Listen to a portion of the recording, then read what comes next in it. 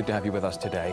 The Saudi-led bombardment of Yemen has claimed over 360 civilian lives since it was launched 3 weeks ago. Are those the latest numbers from the UN?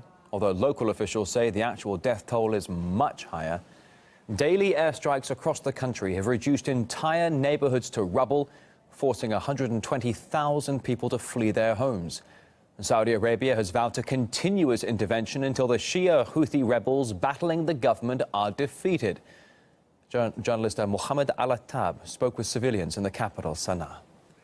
هذه أحد القطع الصاروخ أو الصواريخ الذي تم استهداف المنازل المدنية وملعب كرة القدم اللي يقوم بنشاط رياضي وثقافي. Their strikes have targeted this residential area along with the stadium. As we can see here, the kind of damage that was caused to these houses. This airstrike has resulted into the injury of 14 people, also the death of 2 people. Nearly 50 houses were damaged. يصلوا هنا وإن شاء الله جيت هنا على عرض الباب شوف الجمكان هذا خلعته كامل.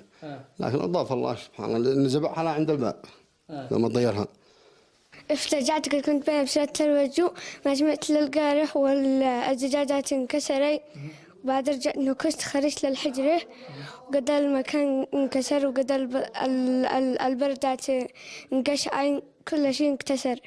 This deep pit has been created by their missile, and you can imagine the size of the damage that has been caused to this stadium. Also, these rows which were used to be on these stadiums for the spectators to watch the football games and the Yemeni people to enjoy their fun times. ليس هناك ما يدعو إلى استهداف المنشآت المدنية.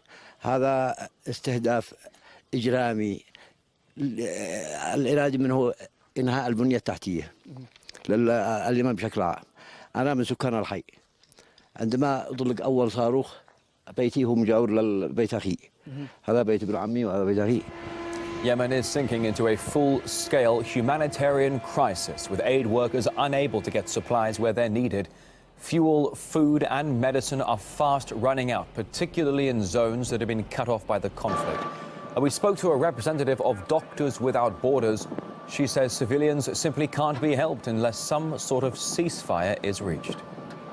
The first element today is really the access of the wounded, because this is a vital element. It's a matter of life or death. Since beginning of April, we've seen a drop in the number of wounded people able to access the MSF structure, the MSF hospital, meaning that what is necessary today is maybe to call for some hours of ceasefire to be able to collect the dead and bring the wounded in hospital. The test case is at this moment, with this intense fighting, to make clear that ambulances are respected and that this basic movement of medical personnel and wounded is allowed. Several hundred U.S. citizens have fled Yemen, some of them making their exit on Russian ships. But civil rights groups say that thousands more are still trapped in the embattled country. And we talked to Americans stuck in Yemen, and all of them said that, most of them, I should say, said they actually felt abandoned. Washington, so far, unable to evacuate its citizens, leaving the people there to rely on other countries. The U.S. State Department went as far as even thanking Russia for its help.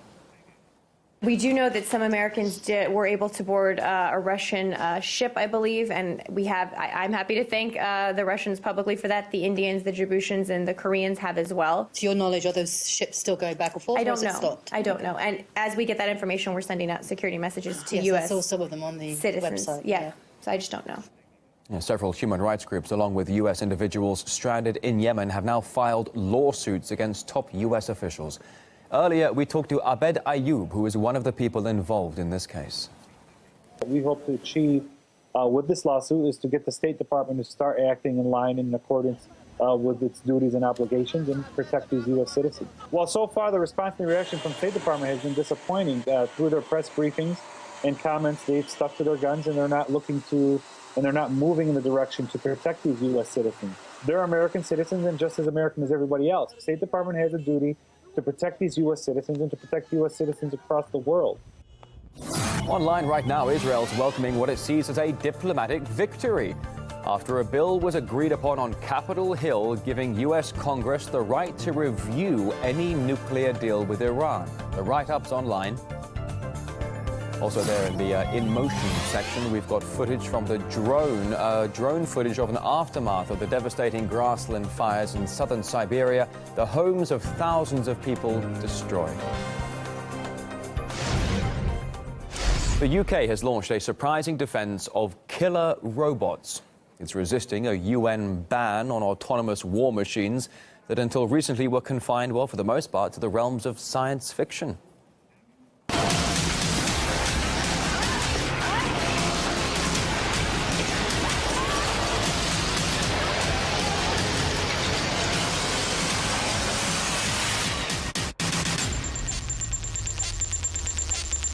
Rights groups warned that such weapons systems would be able to select and destroy targets without any human involvement. The British Foreign Office says there is no need for any specific ban, as existing laws already provide sufficient safeguards. But Laura Boyot from the campaign group Article 36, she says that is simply not the case.